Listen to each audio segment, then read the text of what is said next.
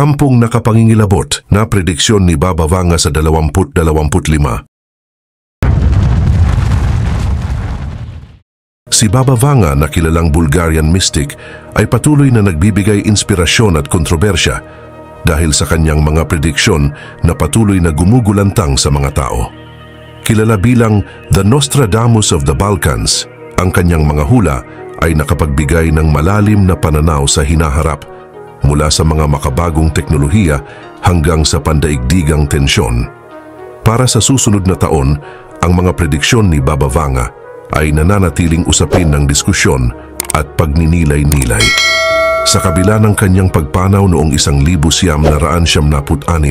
ang kanyang mga prediksyon ay tila buhay na buhay pa rin na nagbibigay babala at pag-asa sa parehong panahon. At sa bidyong ito ay tatalakayin natin ang 10 sa mga pinakakapansin-pansing prediksyon ni Baba Vanga para sa 2025.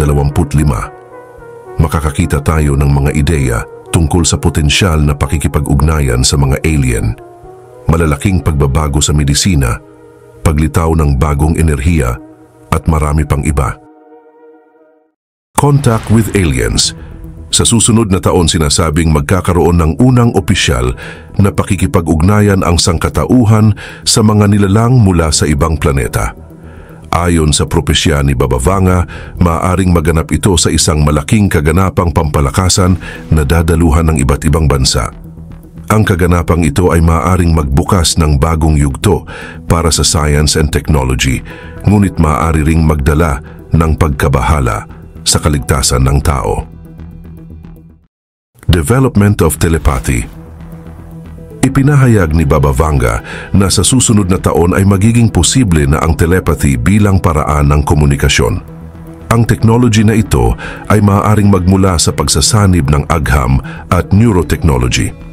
Ang kakayahang ito ay maaaring magbigay ng mas mabilis na paraan ng pakikipag-usap, ngunit maaari rin itong magbunsod ng mga isyu sa seguridad ng personal information at kalayaan ng isipan. Creating human organs.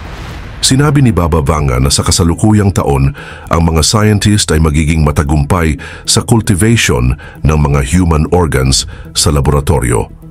Magiging posible na ang mabilisang transplant at ang pagbawas ng mga kaso ng pagkamatay sanhi ng kakulangan ng mga organ donations.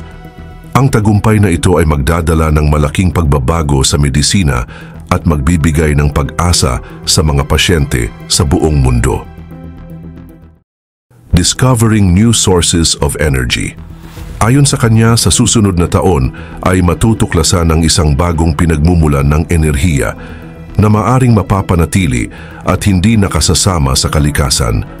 Ang pagtuklas na ito ay magdudulot ng revolusyon sa industriya ng enerhiya na maaaring mabawasan ang paggamit ng fossil fuels at magbigay ng mas malinis na kapaligiran para sa mga susunod na henerasyon. Emergence of new currency. Sa susunod na taon, sinabi ni Vanga, ang paglitaw ng bagong itsura ng pera na magpapabago sa tradisyonal na ekonomiya. Ang bagong pera na ito ay maaaring isang mas sopistikadong cryptocurrency na may mas mataas na security at global usage na maaaring magresulta sa pagbabago ng pandaigdigang pamilihan. Rising tensions. Ayon sa kanya, tataas ang tensyon sa pagitan ng mga superpower country na maaaring magdulot ng banta ng isang pandaigdigang labanan. Ang mga tensyon na ito ay maaaring bunga ng kompetisyon sa teknolohiya, ekonomiya o geopolitics na maaaring magpalala ng kalagayang pampulitika ng mundo. Development in medicines. Ayon kay Baba Vanga, sa susunod na taon ay posibleng tagumpay ang mga mananaliksik sa paggamot sa mga dati hindi nagagamot na sakit.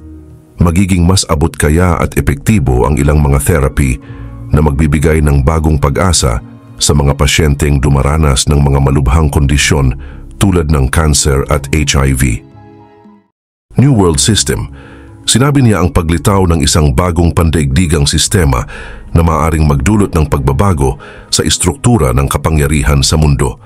Ang sistema ay maaaring isang pagsasanib ng mga bansa upang harapin ang pandaigdigang hamon tulad ng climate change o isang union na may layuning magkaroon ng mas balanseng ekonomiya. War in Europe.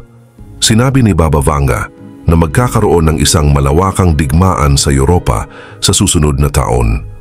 Ayon sa kanya, ang digmaan na ito ay magdudulot ng malaking pinsala sa ekonomiya, infrastruktura at populasyon ng rehiyon.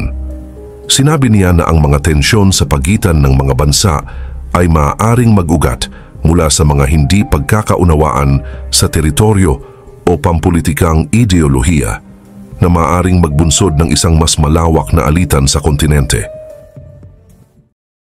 Natural disasters. Ipinahayag ni Baba Vanga na tataas ang bilang ng mga likas na sakuna tulad ng lindol, bagyo at tsunami sa susunod na taon.